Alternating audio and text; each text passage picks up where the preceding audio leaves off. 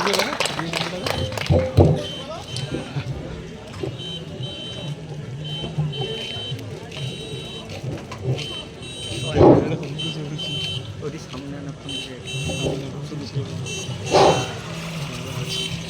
নমস্কার। আমার নামখানা অঞ্চলে সংগ্রামী নির্বাচক মন্ডলী, আপনাদের প্রণাম শ্রদ্ধা নমস্কার জানাচ্ছি। আমাদের এই সভার সভাপতি নলিনী দাকে প্রণাম জানাচ্ছি। সজলদা আছে, আরো অন্যান্যরা আছে, সবাইকে ধন্যবাদ জানাচ্ছি। এই সময়ের মধ্যে আমার পরিচয় প্রার্থী হিসেবে আমাদের কমরেডরা দিয়েছে, তবুও আমাদের দুজন স্টার বক্তা বলে গেছেন, তারপরে আমার বলাটা আপনারা কতটা নেবেন সেটাও একটা ভাববার বিষয়। তবুও প্রার্থী হিসাবে কিছু কথা এই সময়ের মধ্যে আপনাদের বলতে হবে। আমি স্বপন সিংহ, আমার বাড়ি সাগর ব্লকের থরলাট গ্রাম পঞ্চায়েতের চেমাগুড়ি মৌজা। আমার শিক্ষাগত যোগ্যতা, আমি বিএ পাস। আমি একটি প্রাথমিক স্কুলের পার্শ্ব শিক্ষক। আর বাকিটা সময় গরিব শ্রমজীবী খেটে খাওয়া মানুষের আন্দোলন সংগ্রাম সংগঠনের সঙ্গে প্রতিনিয়ত লড়াই আন্দোলনে যুক্ত থাকি। আমার পার্টি আমি কে কি ব্যাপার তা নিয়ে একটি লিফলেট বাড়ি বাড়ি পাঠিয়েছেন, আগামী দিনেও পাঠাবেন। স্বাভাবিক কারণে আজকের এই বিধানসভা নির্বাচনে আমাদের সাগরে আজকে স্কুটি হয়ে গেছে। মোট 7জন প্রার্থী প্রতিদ্বন্দ্বিতা করছে। সেটা হচ্ছে হাতি চিহ্নে একজন, হাত চিহ্নে একজন, জোড়া ফুল, পদ্ম ফুল, কাস্তে হাতুড়ি তারা, এবং শেষের দুজন হচ্ছে এসিসিআই এবং একজন নিত্য। স্বাভাবিক কারণে আপনাদের মনে হতে পারে এটা 7 জনের লড়াই, কিন্তু আসলে এই লড়াইটা 7 জনের লড়াই না। এই লড়াইটা সাগর নামখানার লড়াই না। এই লড়াইটা হচ্ছে খেটে খাওয়া মানুষের সঙ্গে লুটে খাওয়া মানুষের লড়াই। আমরা বামপন্থী মানুষজন, লাল ঝান্ডার মানুষজন এখানে যারা বসে আছি, নলিনী যা বারবার বলার সময় বলছিল সেই বৈভব নেই, সেই জৌলস নেই না। আমরা জৌলসে বিশ্বাস করি না। আমরা জানি খেটে খাওয়া মানুষের জৌলস, রক্তে ঘামে ভেজা মানুষের জৌলস। যারা রক্তের ঘামে জামা ভেজায় তারাই সমাজ পরিবর্তন করে। এই সমাজ পরিবর্তন করার লোকেরা জমি আন্দোলনের মধ্যে দিয়ে যেমন সমাজ পরিবর্তন করেছিল, আজকের লাল ঝান্ডা নিয়ে এই বৈভবের বিরুদ্ধে, এই আবেগের বিরুদ্ধে চুক্তির লড়াইয়ের যে লড়াই আমরা সংগঠিত করেছি, সেই লড়াইয়ের সামনে আছে। আসলে কংগ্রেস আর বিজেপি তৃণমূল এটা কেউ খেটে খাওয়া মানুষের পক্ষে না, এরা সবাই লুটে খাওয়া মানুষের পক্ষে। কাকদ্বীপের প্রার্থী কি সাগরের প্রার্থী কি নামখানার প্রার্থী এটা আলোচনার বিষয় নয়। সে কোন দলের প্রার্থী, তার নীতি কি, তার আদর্শ কি, তার এজেন্ডা কি, কোন পথে চলতে চায়, এই লড়াইয়ে আমাদের আলোচনা করতে হবে। আমি ভারতের কমিউনিস্ট পার্টি মার্ক্সবাদীর প্রার্থী হিসাবে আপনাদের কাছে অনুরোধ করতে চাই যে এই সময়ের মধ্যে আমার বাংলা ভয়ঙ্কর বিপদে আছে। আমার বাংলা খুব ভালো নেই। বাংলার শৈশব নষ্ট হয়ে গেছে। বাংলার কৃষ্টি, বাংলার কালচার, বাংলার সম্প্রীতি, বাংলার মন্দির মসজিদ সব ধ্বংসের পথে। বাংলার শিল্প সব ধ্বংস। বিজেপি তৃণমূলের বাইনারিতে পড়ে আমার বাংলা বাঁচতে চাইছে। আপনাদের এই নির্বাচনে ঠিক করতে হবে আমার বাংলাকে বাঁচাবেন কিনা। আপনাকে এই নির্বাচনে ঠিক করতে হবে। আগামী নির্বাচনে তৃণমূল হারবে এটা নিশ্চিত, কেউ বাঁচাতে পারবে না। কিন্তু তৃণমূলের পরিবর্তে কাকে আনবেন এই লড়াইয়ে আপনাকে ঠিক করতে হবে। কারণ আরএসএস রাষ্ট্রীয় স্বয়ংসেবক সংঘের মন ভাগবত ঠিক করে ফেলেছে, তার টিম এখানে তৃণমূল, তার মুখ্যমন্ত্রী মমতা ব্যানার্জি হবে। বিজেপি প্রার্থী নিয়ে যতই ঘুরুক, যতই ফুলের মালা ছড়া, সামনে যতই ঢাক বাজুক, আরএসএস এর মনোনীত মুখ্যমন্ত্রী পশ্চিম বাংলার নাম হচ্ছে মমতা ব্যানার্জি। এ নিয়ে কোনো দ্বিধা নেই, দ্বন্দ্ব নেই। স্বাভাবিক কারণে বামেদের আটকে দাও, বামেদের শূন্য করে দাও। কারণ এখানে বিজেপির জন্ম হয়নি। এখানে আজকে মমতা বলছেন বিজেপিকে আটকাতে হবে, বিজেপি সাম্প্রদায়িক। আরে মাননীয়া, বিজেপি সাম্প্রদায়িক আপনি জানলেন কবে, কখন বুঝলেন আমাদের বিজেপি সাম্প্রদায়িক? একথা জ্যোতিবাবু অনেক আগে বলেছিলেন। অটল বিহারী বাজপেয়ী যখন প্রধানমন্ত্রী, তিনি বলেছিলেন একটা বর্বরের দল। অটল বিহারী একবার প্রশ্ন করেছিলেন যে মিস্টার বাসু, আপনি আমাদের দলকে বর্বরের দল বলেছিলেন। তিনি বলেছিলেন বললেন, যে দল মসজিদ ভাঙে, যে দল মন্দির মসজিদ নিয়ে রাজনীতি করে, তাদেরকে বর্বর বলা ছাড়া আমার সংবিধানে আর কোনো ভাষা নেই। আজকের সময়ের মধ্যে দাঁড়িয়ে মাননীয় মমতা ব্যানার্জি পশ্চিম বাংলায় হাত ধরে নরেন্দ্র মোদীকে এনেছিলেন। তিনি বলেছিলেন, যখন বারে বারে বামপন্থীদের কাছে হারছে, বিধানসভায় হারছে, লোকসভায় হারছে, পঞ্চায়েতে হারছে, তিনি তখন গর্ব করে বলেছিলেন, আমি পশ্চিম বাংলায় মোদি লাইন চালু করব। সে কথাটা অনেকের স্মরণে আছে। সেই মোদি লাইনের ফলস্বরূপ আজকে শুভেন্দুরা ঝান্ডা নিয়ে জয় শ্রীরাম করছে। সেই মোদি লাইনের ফলস্বরূপ আজকের মুকুল রায়রা ঝান্ডা নিয়ে জয় শ্রীরাম করে গেছে। আসলে তৃণমূলের এখানে জন্ম দিয়েছে, তৃণমূলকে এখানে জন্ম দিয়েছে বিজেপি। কারণ কমিউনিস্টদের ধ্বংস করা যায় না।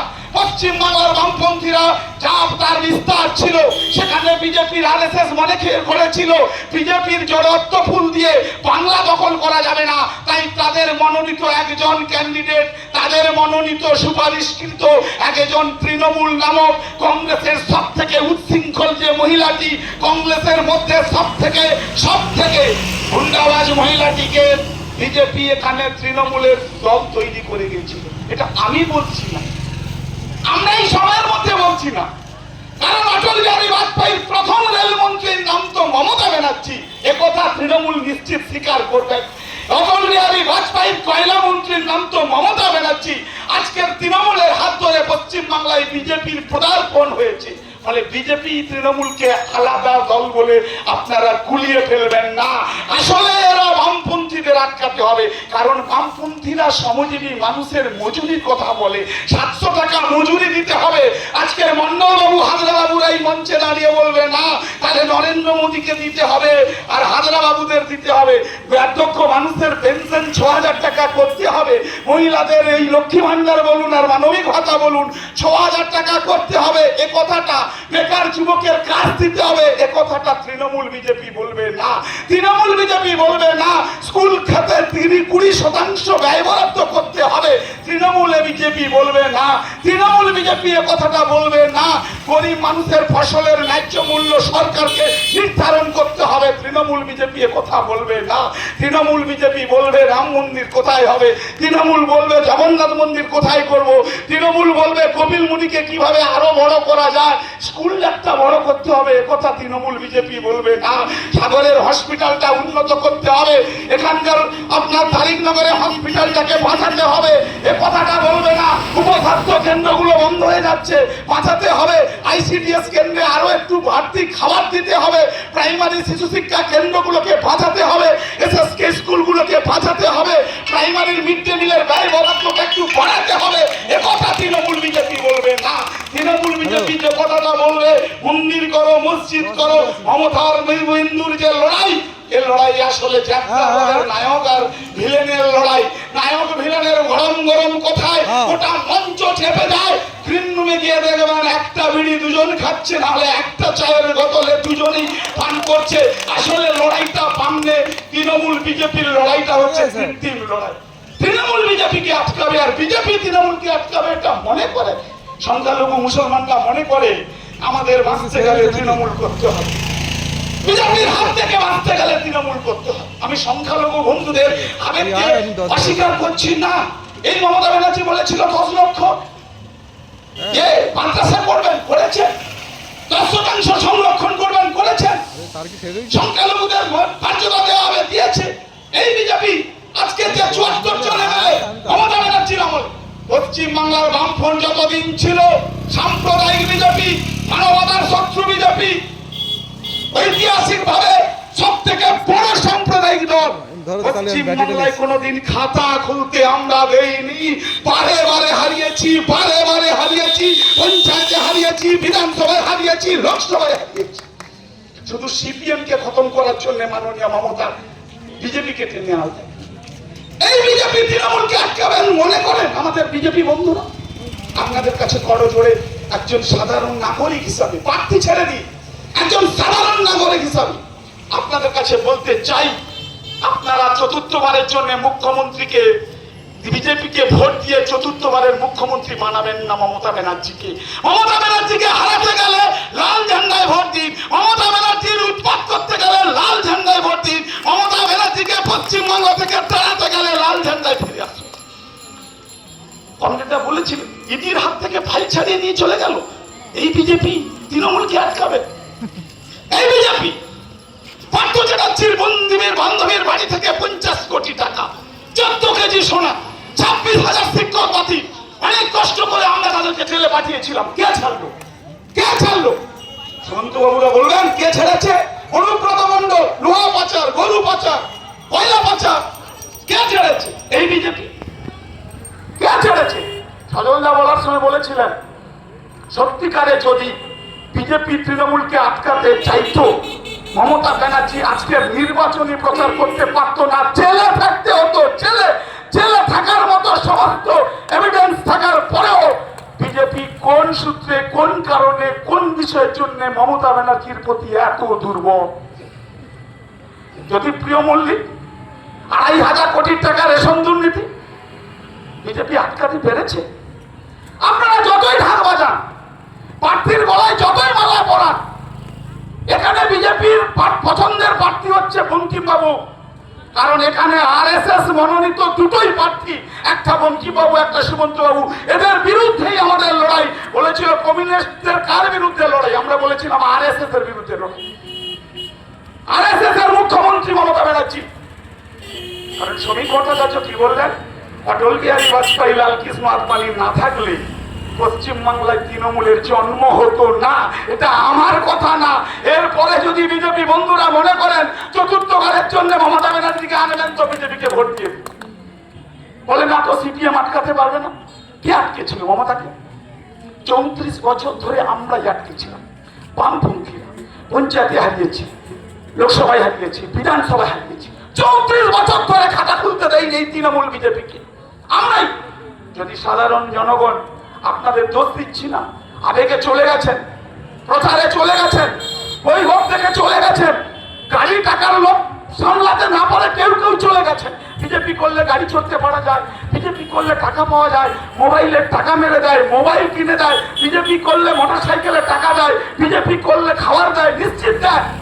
কারণ ওই টাকা হচ্ছে জনগণের টাকা।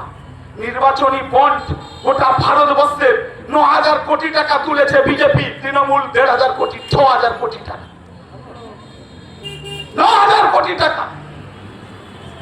সেই টাকা তো খরচ হচ্ছে আজকের এই কাজে। কিন্তু আপনারা যদি মনে করেন বিজেপিকে দিয়ে তৃণমূলের জব্দ করবেন, এই ধারণাটা ভুল, কখনো সম্ভব না। আচ্ছা 19-এ তো আপনারা বিজেপিকে ভোট দিয়েছিলেন, পেরেছেন চৌধুরী মোহন জাটুয়াকে হারাতে। আচ্ছা 21-এ তো আপনারা বিজেপিকে সমর্থন করেছিলেন।